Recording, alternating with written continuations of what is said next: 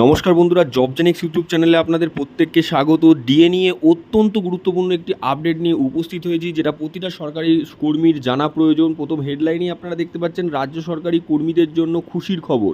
নতুন বছরে সরকারি কর্মীদের বাড়তে চলেছে বেতন ও ডিএর পরিমাণ। আপনারা প্রত্যেকেই জানেন, সামনেই কিন্তু রয়েছে লোকসভা ভোট। সেই ভোটের আগেই কিন্তু রাজ্য সরকার কিছুটা পরিমাণ অবশ্যই ডিএ ঘোষণা করবে, সেটা কিন্তু প্রত্যেকে আন্দাজা করতে পারছেন। ওদিকে কেন্দ্র সরকার কিন্তু ক্রমশ ডিএ বাড়িয়েই চলেছে তার কেন্দ্রীয় সরকারি কর্মীদের, সেক্ষেত্রে রাজ্য সরকারও কিন্তু বৃদ্ধি করতে পারে, এমনটাই ইঙ্গিত করা হচ্ছে। তো সেই নিয়ে একটি গুরুত্বপূর্ণ আর্টিকেল প্রকাশ করা হয়েছে। কি বলা হয়েছে আমরা দেখে নেব। তার আগে বলে রাখবো, যারা এই চ্যানেলে নতুন প্রথমবার ভিজিট করেছেন, চ্যানেলটিকে সাবস্ক্রাইব করে নেবেন, ভিডিওটি লাইক করে অনেক অনেক শেয়ার করে দেবেন। তো চলুন দেখে নিই বিস্তারিত কি বলা হচ্ছে। দীর্ঘদিন ঝুট ঝামেলা, আন্দোলন, অনশন, অপেক্ষার অবসান ঘটিয়ে অবশেষে রাজ্য সরকারি কর্মীদের জন্য আসতে চলেছে বিরাট সুখবর। অবশেষে বাড়িতে চলছে রাজ্য সরকারি কর্মীদের বেতন ও ডিএর পরিমাণ। কেন্দ্র সরকার যেখানে সরকারি কর্মীদের 46% হারে ডিএ দিচ্ছে, রাজ্য সরকার সেখানে শুধুমাত্র 6%। সেই কারণেই রাজ্য সরকারি কর্মীরা অনশন, ধর্মঘট ও কর্মবিরতির ডাক দিয়েছিল। এদিকে রাজ্য সরকারি কর্মীরা তাদের ন্যায্য প্রাপ্য ডিএর দাবিতে কলকাতা হাইকোর্টে মামলা করেছিল, এবং সেখান থেকে তারা জয়লাভ করার পরেও রাজ্য সরকার সেটিং মেনে নেয়নি। পরবর্তীকালে মামলাটি সুপ্রিম কোর্ট পর্যন্ত গড়ায়, যেখানে ঝুলে রয়েছে। কিন্তু সুপ্রিম কোর্টের রায়ের আশায় বসে না থেকে রাজ্য সরকারি কর্মীরা তৎক্ষণাৎ ডিএ বেতন বৃদ্ধির দাবিতে রাজ্য সরকারের ওপর চাপ সৃষ্টি করছে।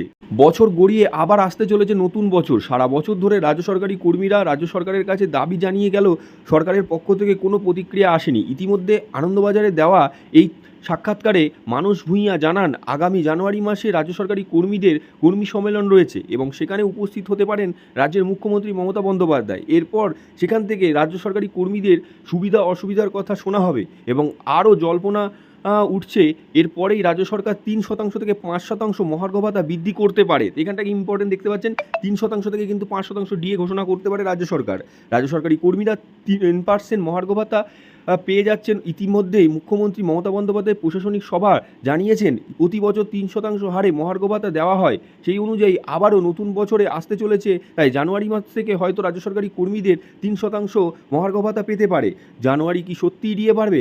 রাজ্য সরকারি কর্মীদের দাবি তারা 40% হারে দিয়ে পাবেন। তারা যদি সুপ্রিম কোর্টে মামলাটি জিতে যায়, তাহলে রাজ্য সরকারকে 40% হারে মহার্ঘ ভাতা দিতে হবে। এটা সুপ্রিম কোর্টের রায়ের উপর নির্ভর করবে। তা প্রতি বছর দেখা গিয়েছে জানুয়ারি মাস থেকে 3 থেকে 4% মহার্ঘ ভাতা বৃদ্ধি করা হয় রাজ্য সরকারের তরফে। সেই অনুযায়ী বোঝা যাচ্ছে এবছর হয়তো 3 থেকে 5% ডিএ ঘোষণা হতে পারে। অন্যদিকে মানসবাবুর বক্তব্য অনুযায়ী বোঝা যাচ্ছে যে রাজ্যের মহার্ঘ ভাতার পরিমাণ বৃদ্ধি পাবে, তবে মোট সেটা 40% নয়। তার ঘোষণা অনুযায়ী রাজ্যে 3 থেকে 5% হারে ডিএ বাড়ানো হবে। তবে এটা ঘোষণা হওয়ার পর রাজ্য সরকারি কর্মীরা আশানুরূপ ততটা খুশি হবেন না বলে জানা যাচ্ছে। এখন দেখা বিষয় কি ঘোষণা হয়।